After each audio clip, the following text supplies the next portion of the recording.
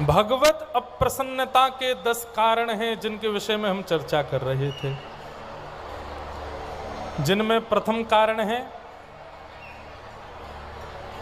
संत निंदा। जो वैष्णवों की निंदा करता है, संतों की निंदा करता है, भगवत भक्तों की निंदा करता है, ठाकुर जी उससे निश्चित है कि मुंह फेर लेंगे, ठाकुर जी उससे रूठ जाएंगे, उससे कभी प्रसन्न नहीं हो सकते। भगवत अपराध का दूसरा स्वरूप है हरि और शिव में भेद मानना। शिव द्रोही मम दास कहावा, सो नर सपने हूँ मोहे ना पावा। कोई यदि शिव से द्रोह करता है, स्वप्न में भी ठाकुर जी का दर्शन नहीं कर सकता। राम जी की खूब उपासना करते हैं, हमारे वृंदावन बिहारी लाल जी की खूब उपासना करते हैं, लेकिन महादेव की उपासना यदि आप नहीं करते हैं, महादेव को वंदन नहीं करते हैं, तो निश्चित है कि ठाकुर जी आपको कभी नहीं मिलेंगे। हम एक बात कहते हैं महाराज जी कथा में, आप भी कभी एक बार करके देखिएगा। आप लोग कभी महाकाल जाइए, काशी विश्वनाथ जाइए, बागेश्वर महादेव का दर्शन करने जाइए, सब लोग मुख से कहते हैं ओम नमः शिवाय। अधिकतर शिवालय में जाने वाले लोग कहते हैं ओम नमः शिवाय, ओम नमः शिवाय, ओम नमः शिवाय, बम बम बोले, आदि आदि सब भाव कहते हैं। हमारी कई एक बात मानिएगा, कभी महादेव के दर्शन करने जाओ कहीं भी शिवालय में, एक बार शंकर जी के सन्मुख जाकर के भाव से कहना श्री राधा वल्लभ लाल की। और ये हम ऐसे ही नहीं बोल रहे हैं, बिल्कुल इस बात का तर्क है कि महादेव प्रसन्न हो जाएंगे आपसे, जैसे ही कहोगे राधा वल्लभ लाल की जय। क्यों?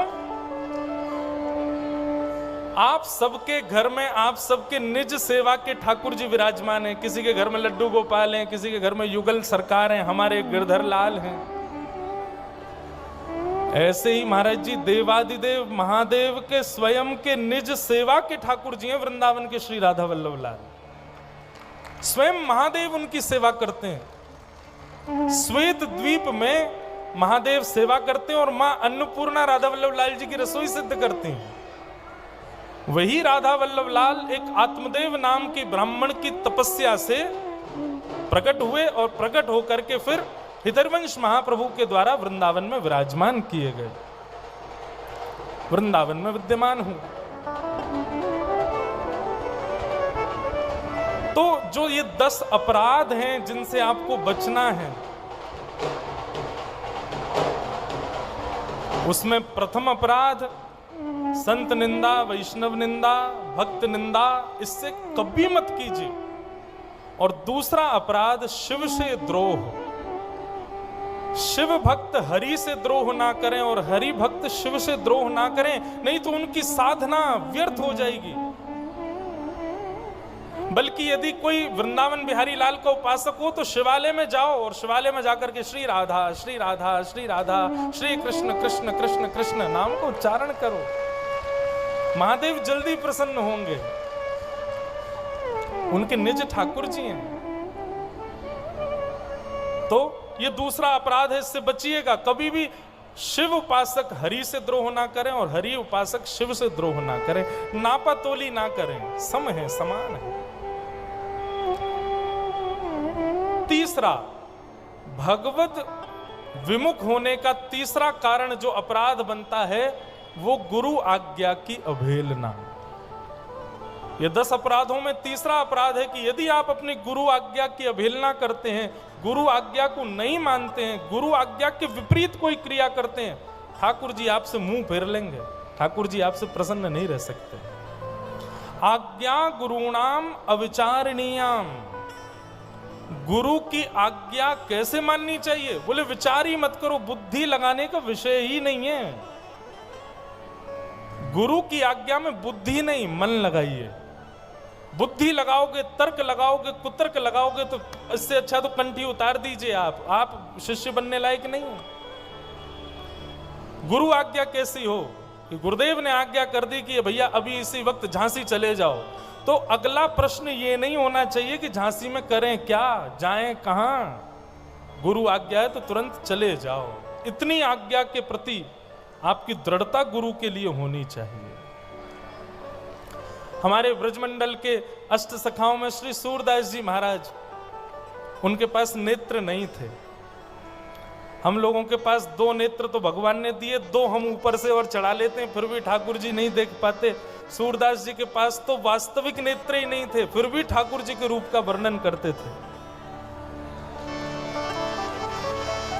सूरदास, प्रसिद्ध कथा है, सूरदास जी रोज बता देते, आज ठाकुर जी ने पीतांबरी पहनी, आज ठाकुर जी ने लीलांबरी पहनी, आज ठाकुर जी ने मोतियों की माला, आज ठाकुर जी ने स्वर्ण का श्रृंगार किया। और जैसा सूरदास जी बोलते ठाकुर जी का श्रृंगार वैसा ही होता था।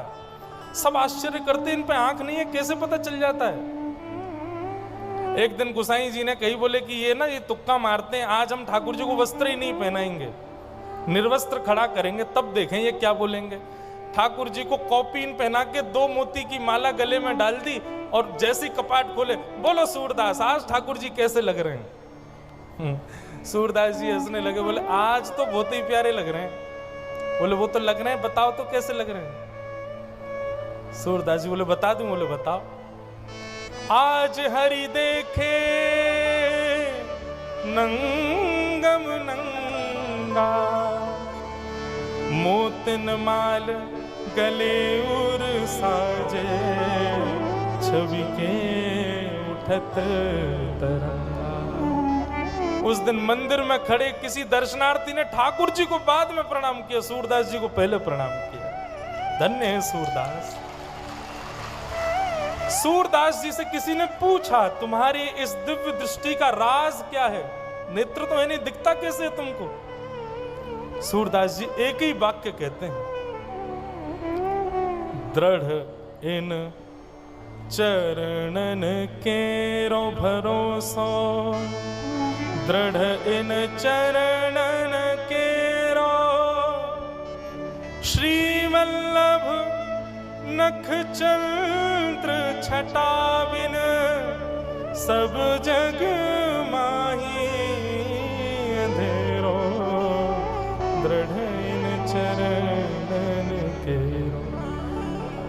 केवल और केवल अपने गुरु के श्री चरण कमलों में दृढ़ विश्वास का यह प्रतीक है कि मुझ पर भौतिक नेत्र नहीं है, मुझ पर सांसारिक नेत्र नहीं है, लेकिन फिर भी दिव्य नेत्र हैं जिनसे मैं सब देख लेता हूं।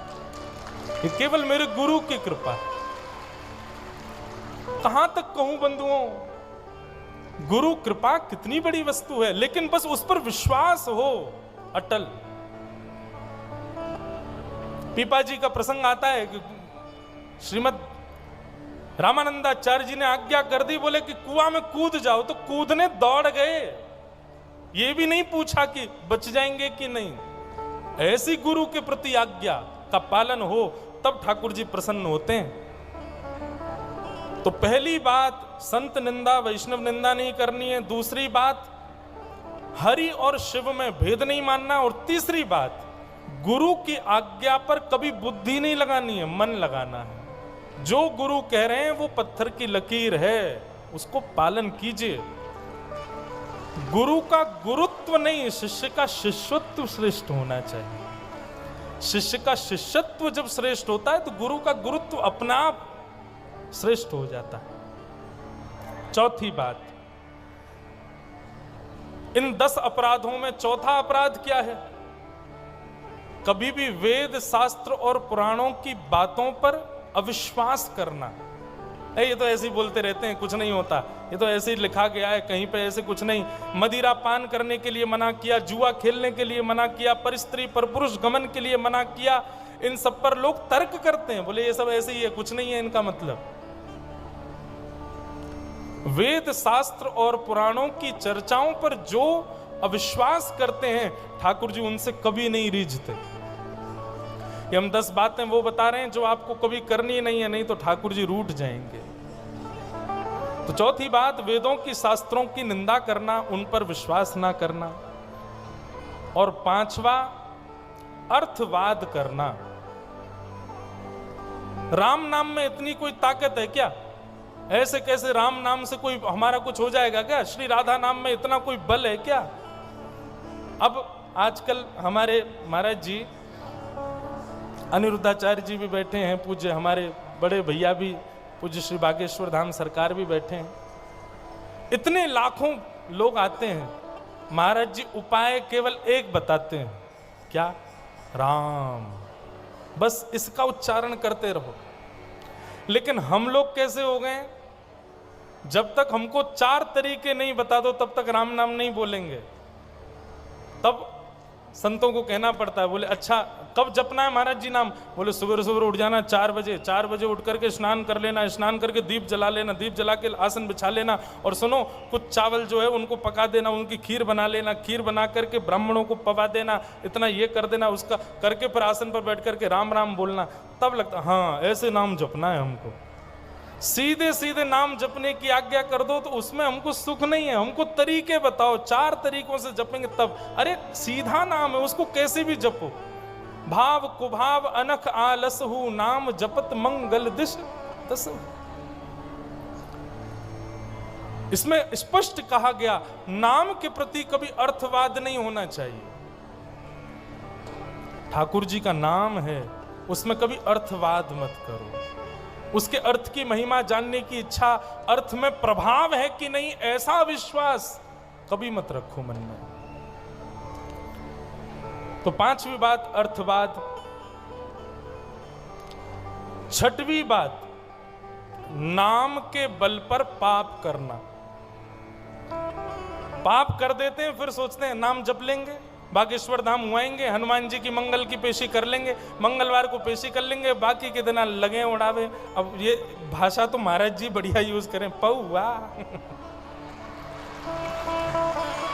बाकी के दिन पौआ, मंगलवार के दिन आजा मैं हनुमान जी के पास लेके हलुआ। ऐसा नहीं, इसको कहते हैं नाम के बल पर पाप करना।